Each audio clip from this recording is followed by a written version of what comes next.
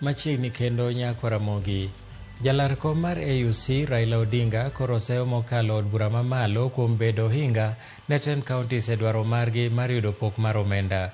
Odinga nolero ni ywaruok mosebedo e kind od bura mar Senet kod mano mamalo e wi omenda monego orne loch gwenge ok en gima kare kendo rocho chenro mang'eny.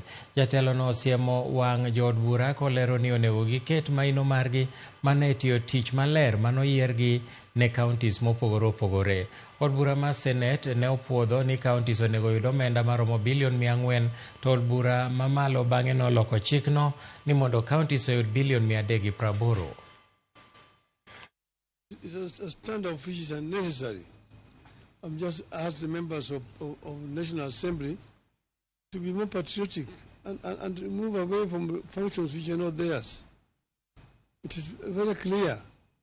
It's so clear that, I feel very frustrated because I was involved in the drafting of this constitution. And we know exactly how this constitution is supposed to work. But the greed of members of parliament. Members of parliament want to be constructing roads.